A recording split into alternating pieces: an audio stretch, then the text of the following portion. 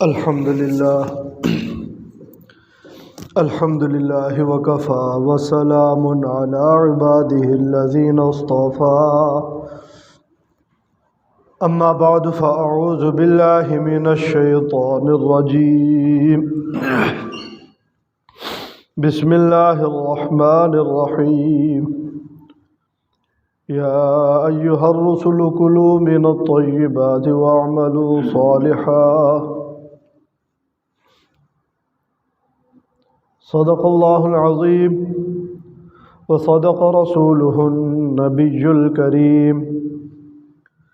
ونحن على ذلك لمن الشاهدين والشاكرين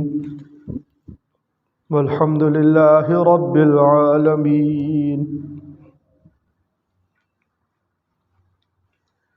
محترم سامعین کرام، آج اس نفسا نفسی کے دور میں ہر ایک انسان پریشان نظر آ رہا ہے کہ کسی نیک کام کرنے کو جی نہیں چاہتا۔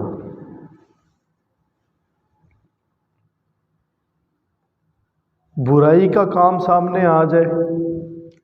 نافرمانی کا کام سامنے آ جائے، شریعت کے خلاف کوئی کام آ جائے، اگر کوئی ہمیں کہتا ہے تو ہمارا چہرہ ایک دم کھل جاتا ہے۔ چلو کہیں گھومنے چلتے ہیں، شریعت کے خلاف تو نہیں لیکن کہیں گانا سننے چلتے ہیں، کوئی ویڈیو دیکھتے ہیں۔ غیر ضروری کام یا نافرمانی کے کام جب ہم سنتے ہیں تو ہمارا چہرے پہ ایک چمک سی آ جاتی ہے، چہرہ کھل جاتا ہے۔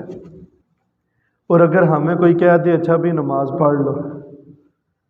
پڑھنی چاہیے، زکوٰۃ دے دو اپنے مال کی، روزہ رکھ لو، قرآن کی تلاوت کر لو، قرآن کے الفاظ درست کر لو، تو چہرہ مرجھا سا جاتا سن کے، تو چہرے کی ساری رونق چمک ایک دم ختم ہو جاتی ہے۔ اور انسان نیکی کے کام کی طرف طبیعت چلتی نہیں ہے۔ اکثر ہم لوگ دیکھتے ہیں نیکی کے کام کی طرف طبیعت نہیں چلتی، حالانکہ پتہ ہے نماز کتنی ضروری ہے، پتہ ہے زکوٰۃ دینا کتنا ضروری ہے، دینے پر کیا ثواب ملے گا، نہ دینے پر کیا وبال ہے، سب پتہ ہے۔ اس لیے کہ اس دور میں علم کی کمی نہیں ہے۔ جتنی درس گاہیں آج اس وقت دنیا میں موجود ہیں پہلے کبھی نہیں تھی۔ جتنا آسان علم حاصل کرنا آج ہے اتنا پہلے کسی دور میں نہیں ہوا۔ ایک منٹ میں مسئلہ پورا کھل کے سامنے آ سکتا ہے، اور پھر پتہ بھی ہے۔ ایسا نہیں ہے کہ جب اذان ہو رہی ہے تو جتنے لوگ اذان کو سن رہے ہیں اور مسجد کی طرف نہیں آ رہے انہیں اس کا علم نہیں ہے کہ نماز کتنی ضروری ہے۔ ایسا نہیں ہے، انہیں علم ہے نماز کتنی ضروری ہے۔ 50-60 سال ہو گئے ابھی تک قرآن سیدھا نہیں ہوا، ایسا نہیں ہے کہ انہیں نہیں پتہ یہ قرآن میرے رب کا کلام ہے، اس کو صحیح کرنا میرے لیے کتنا ضروری ہے، نہیں صحیح کروں گا کتنا سخت پکڑ ہونے والی ہے، پتہ ہے۔ علم کی کمی نہیں ہے آج کے دور میں، نہ علم حاصل کرنے کی کمی ہے، کوئی مشکل رکاوٹ ہے، نہ علم کی کمی ہے انسانوں کے پاس، عمل کے اندر کمی ہو رہی ہے۔ مختلف جماعتیں بھی بنی ہیں، مختلف تنظیمیں بھی بنی ہیں، اور سر توڑ کوششیں ہو رہی ہیں کسی طریقے سے معاشرہ درست ہو جائے، لیکن کیا کریں کہ نیکی کی طرف طبیعت چلتی نہیں ہے۔ تو اس کا ایک سب سے بڑا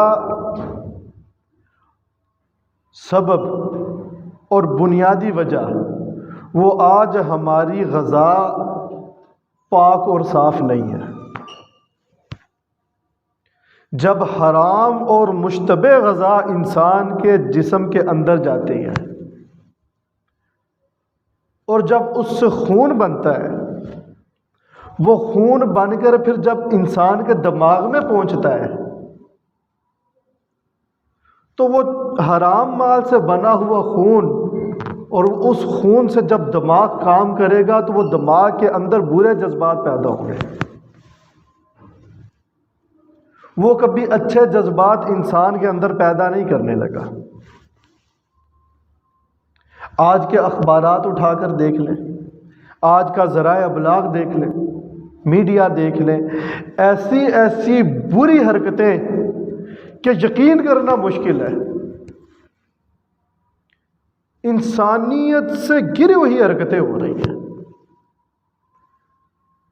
وہ آخر کیسے ہو جاتے ہیں؟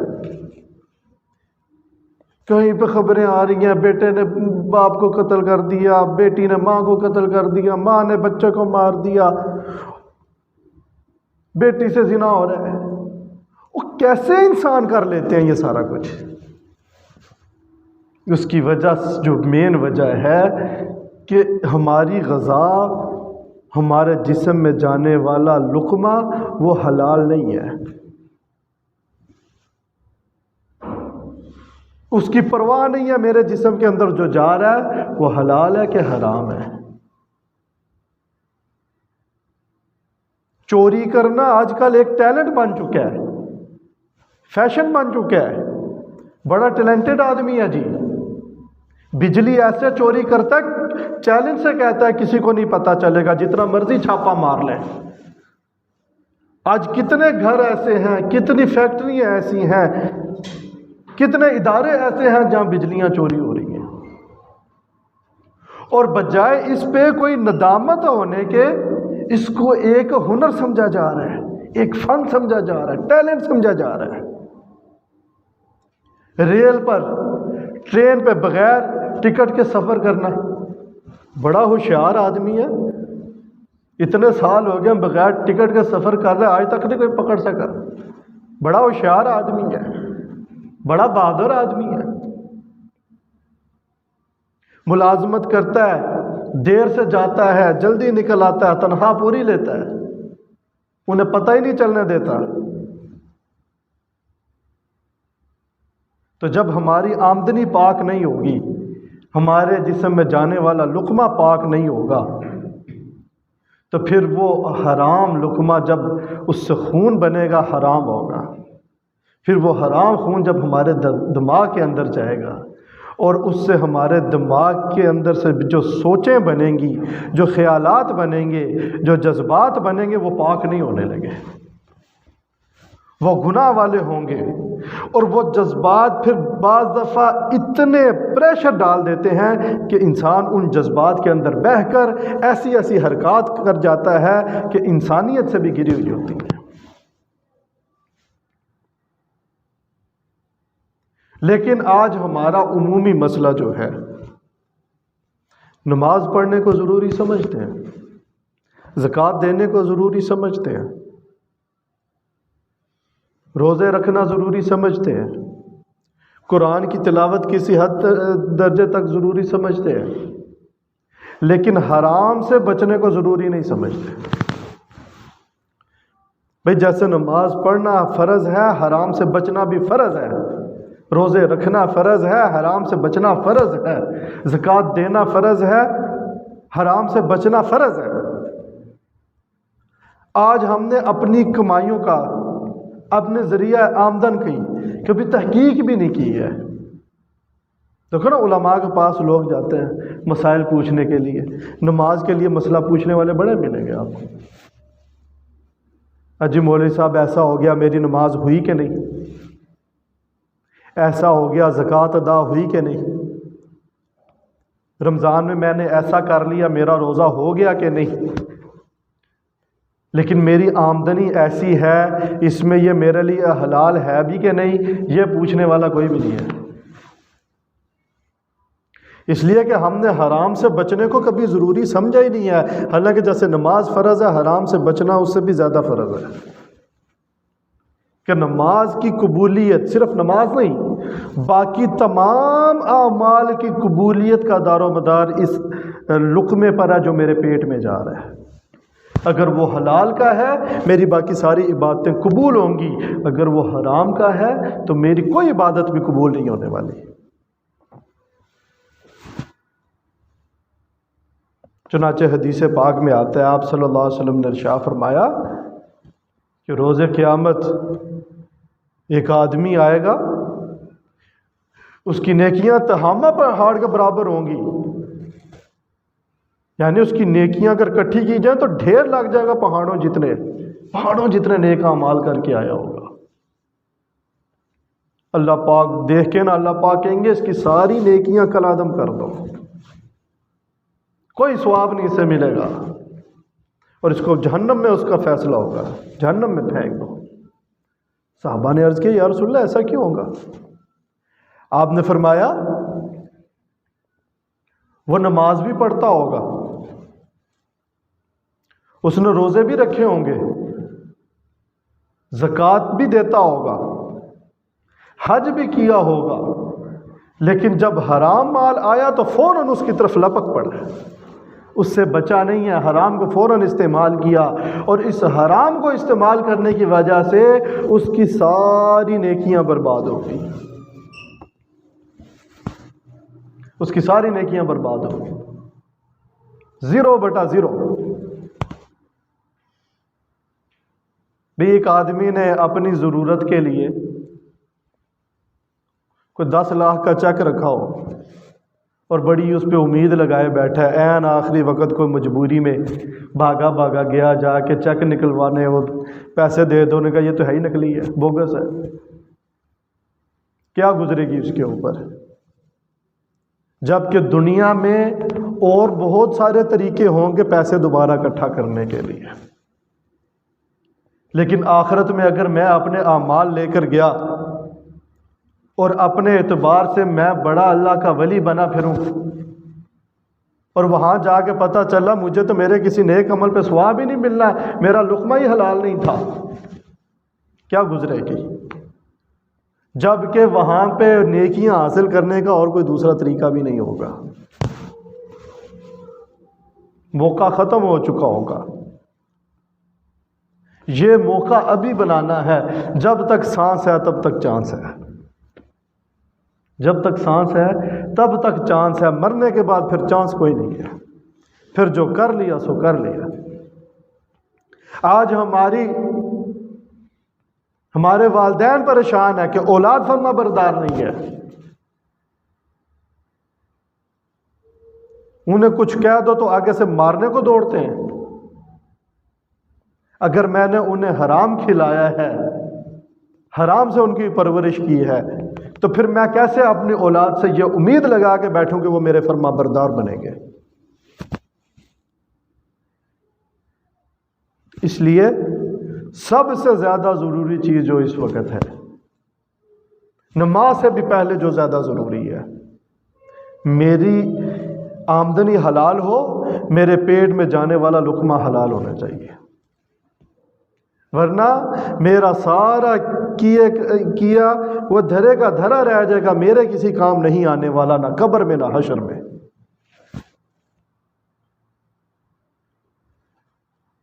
اور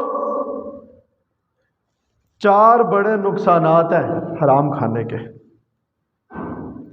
سب سے پہلا نقصان کیا ہے؟ جب مال انسان کا حرام ہوتا ہے نا، اس انسان کے دل سے نور ختم ہو جاتا ہے۔ جو بھی ایمان والا بندہ ہے نا، ایمان والا، ایمان نے اس کے دل میں ایک نور کی شمع روشن کی ہوئی ہے، وہ نور کی شمع اس کو نیکیوں کی طرف ابھارتی ہے، برائیوں کی دلدل سے نکالتی ہے، گمراہیوں کے بیچ میں اس سے صحیح راستہ دکھلاتی ہے۔ اگر ہم نے حرام غذا کا عادی بنا لیا اپنے جسم کو تو وہ نور بجھ جاتا ہے، دل کے اندر سے وہ نور ختم ہو جاتا ہے، وہ ایمان کا جو دیا اندر سے جل رہا ہے اس کی روشنی ختم ہو جاتی ہے۔ اب جب اس کی روشنی ختم ہو گئی ہے، اس دل کے اندر کوئی خیر والے جذبات نہیں ابھر سکتے، یہ برائی کی طرف ہی جائے گا، یہ برا ہی سوچے گا، یہ برا ہی کرے گا، یہ خیر کے کاموں میں بھی شر ڈھونڈ لے گا اپنے لیے، یہ نیکی کے کاموں میں بھی اپنے لیے بدیاں پیدا کر کے ان کے اندر مصروف ہو جائے گا۔ اور دوسرا بڑا نقصان کیا ہے کہ بدن کے اندر سستی اور کاہلی پیدا ہوتی ہے، کوئی کام کرنے کو دل نہیں کرتا، طبیعت اچاٹ سی رہتی ہے، اس کی کسی سے بنتی نہیں ہے جی، یہ بڑا جلدی غصے میں آ جاتا ہے، اسے اپنے کام سے کام رکھتا ہے جی، کسی کے ساتھ بیٹھ کے دو باتیں نہیں کر سکتا، کیسے کرے گا؟ حرام کا لقمہ اس کے پیٹ میں جا رہا ہے۔ اور تیسرا بڑا نقصان کیا ہے کہ ہر وقت برائی کا کام کرنے کے جذبات اس کے اندر پیدا ہوتے رہیں گے۔ تیسرا بڑا نقصان کیا ہے؟ ہر وقت میں یہ بھی برا کام کر لوں، یہ بھی برا کام کر لوں، یہ بھی برا کام کر لوں، ہر وقت برا کام کرنے کے جذبات پیدا ہوتے رہیں گے، اور پھر وہ اتنے جذبات زیادہ ہو جائیں گے کہ انسان ان جذبات کی روح میں بہہ جائے گا اور جگہ جگہ برائیاں کرتا نظر آئے گا۔ تو اس لیے سب سے زیادہ ضروری جو اس وقت ہمارے لیے ہے کہ ہم اپنے مال کی فکر کریں کہ میرے پیٹ میں کوئی حرام کا لقمہ نہ چلا جائے۔ آج ایک بہت بڑی مصیبت بنی ہوئی ہے وائی فائی چوری کرنا، بڑا اس کو نا ایپلیکیشنیں بنی ہوئی ہیں اور اپنے تئیں بڑے فنکار بنتے ہیں، یہ بھی چوری ہے، کسی کا وائی فائی آپ اس کی اجازت کے بغیر استعمال کر رہے ہیں، آپ چوری کر رہے ہیں، شریعت میں تو ہاتھ کاٹنے چاہیے۔ آپ کہتے ہو جی بڑا اچھی چیز آ گئی ہے، کہیں بھی بیٹھے ہیں کسی گھر میں لگی ہے، باہر 5-6 لڑکے اکٹھے بیٹھے ہیں، موبائل سب نے چلایا ہوا ہے، آج ہی ہمیں اس کا پاسورڈ پتہ چل گیا ہے، وہ اپلیکیشنیں بنی ہوئی ہیں، پاسورڈ کھل جاتے ہیں فوراً۔ بھئی ہم حرام کر رہے ہیں، ہم اپنی آخرت برباد کر رہے ہیں، یہ کوئی ہنر نہیں ہے، یہ کوئی ہنر کی بات نہیں ہے، یہ چوری ہے، لیکن ہم نے اس کو ایک ہنر سمجھ لیا ہے۔ یہ کوئی ہنر نہیں ہے، یہ چوری ہے، صاف چوری ہے۔ اور اسی طریقے سے آج سارے مالکان پریشان بیٹھے ہیں، ملازمین کام پورا کرتے نہیں ہیں، پیسے پورے لے لیتے ہیں، وقت پہ آتے نہیں ہیں اور جانے میں آدھا گھنٹہ پہلے نکل جاتے ہیں۔ جب ہمارا معاہدہ ہو گیا کہ اتنا وقت ہم نے دینا ہے اور اتنی تنخواہ ہمیں اتنے وقت کے دینے کی ملنی ہے، اگر اب ہم اتنا وقت نہیں دے رہے اور تنخواہ پوری لے رہے ہیں، ہمارے لیے حلال نہیں ہے۔ کیوں؟ اگر میں نے 8 گھنٹے کا طے کیا، 1000 روپیہ لینا ہے، 800 روپیہ لینا ہے 8 گھنٹے کا، میں کام کرتا ہوں 7 گھنٹے۔ ہاں، اگر آپ جس کے پاس کام کر رہے ہیں اس کو پتہ ہے کہ آپ نے 8 گھنٹے کا کیا ہے کہ 7 گھنٹے کام کیا ہے اور اس نے اجازت دے دی ہے آپ کو اپنی خوشی سے، پھر اگر وہ آپ کو 8 گھنٹے کا 800 روپیہ طے ہوا تھا وہ دیتا ہے، وہ آپ کے لیے حلال ہے۔ لیکن اگر اس نے تو نظام بنایا ہوا ہے 8 گھنٹے کام پورا کرنا ہے، آپ کرتے ہیں 7 گھنٹے، آپ 3 بجے رہے ہیں، ڈیٹ آپ 4 بجے کی ٹائم آپ 4 بجے کا لکھ کے جا رہے ہیں، صبح آپ نے 8 بجے پہنچنا ہے، آپ 9 بجے پہنچتے ہیں اور ٹائم اوپر حاضری اپنے 8 بجے کی لگا رہے ہیں۔ تو اگر تو ایسا اصول بنا ہوا ہے کہ جتنا آپ لیٹ آتے ہیں آپ کی تنخواہ اتنی کٹ جاتی ہے، پھر تو ٹھیک ہے، حساب برابر ہو گیا۔ لیکن اگر ایسا نہیں ہو رہا اور آپ دھوکہ دے کے کام کر رہے ہیں، واللہ حرام کھا رہے ہیں، اتنے پیسے آپ کے لیے حلال نہیں ہیں، یا واپس کر دو۔ چنانچہ دارالعلوم دیوبند کے علماء کے بارے میں سنا ہے، انہوں نے کاغذ پہ، ایک عالم دین تھے، نام ابھی میرے ذہن میں نہیں ہے، وہ کاغذ پینسل اپنے پاس رکھا کرتے تھے، بچوں کو پڑھاتے تھے، اور پڑھانے کے دوران اگر کوئی آ جاتا تھا بات کرنے کے لیے، پڑھائی کے علاوہ کوئی خارجی بات ہوتی تھی، وہ ٹائم نوٹ کر لیتے تھے، اور جتنی دیر وہ بیٹھا رہتا وہ بات کر کے جاتا تو پھر نوٹ کر لیتے، 15 منٹ بات ہوئی، 10 منٹ بات ہوئی، اس طرح وہ پورے مہینے کا لکھ کر رکھتے تھے، اور جب مہینہ ختم ہوتا تو وہ انتظامیہ کے حوالے کرتے تھے۔ اتنا وقت بیچ میں میرا اپنے ذاتی کام میں خرچ ہوا ہے، ادارے نے مجھے جس کے لیے رکھا تھا اس میں صرف نہیں ہوا، لہٰذا اتنی تنخواہ میرے پیسوں میں سے کاٹی جائے۔ میری تنخواہ میں سے اتنے پیسے کاٹے جائیں، یہ میرے لیے جائز نہیں ہے۔ اس لیے اس وقت ان لوگوں کے تھوڑے سے میں بھی برکت ہوتی تھی، گزارا ہو جاتا تھا۔ آج ہم لاکھوں کما کے بھی خوش نہیں بیٹھے ہوئے، لاکھوں کما کے بھی برکت نہیں نظر آ رہی، قرضوں پہ قرضے چڑھ رہے ہیں۔ ایک آدمی نے مجھ سے مسئلہ پوچھا، میرا دوست تھا، کہتا جی 1.5 لاکھ روپیہ زکوٰۃ کا پڑا ہوا ہے، میرا بھائی مانگ رہا ہے۔ کیوں؟ جی اس نے 23 لاکھ روپے اپنے پاس رکھا ہوا تھا بیٹی کی شادی کے لیے، وہ سارا لگ گیا ہے، ابھی شادی ہوئی نہیں ہے، سامان وغیرہ میں، تو وہ کہہ رہا تم وہ زکوٰۃ کا پیسہ مجھے دے دو۔ اور یہ کوئی آج کی بات نہیں، آج سے بھی کوئی 4 سال پہلے کی بات ہے، جب ابھی اتنی مہنگائی نہیں تھی۔ برکت نہیں ہے بیچ میں، لاکھوں کما کے بھی برکت نہیں ہے، پریشان بیٹھے ہیں۔ اور جن کے رزق میں برکت ہے وہ چند ہزار بھی تھوڑے سارے لے کے الحمدللہ عزت کے ساتھ سکون کے ساتھ زندگی گزار رہے ہیں، کوئی پریشانی والی بات نہیں ہے، کوئی 1 روپے کا قرضہ بھی نہیں ہے۔ تو ہمیں جو کرنے کا کام ہے اس وقت، اپنی آمدنی کو، اپنے لقمے کو حلال کرنا ہے، پاک کرنا ہے، صاف کرنا ہے۔ اگر ہمارا لقمہ حلال ہے اور ہم فرائض کی پابندی کر رہے ہیں، واللہ ہم سے بڑا ولی کوئی نہیں وقت کا۔ اور اسی طرح علامہ علی بن المدینی رحمۃ اللہ علیہ نے ایک واقعہ لکھا ہے، میرے ذہن میں آ گیا، اور وہ واقعہ آج کل ہمارے اس دور کی بڑی بہترین عکاسی کرتا ہے۔ وہ فرماتے ہیں، میں ایک دفعہ قبرستان میں گیا، اپنے ایک دوست کا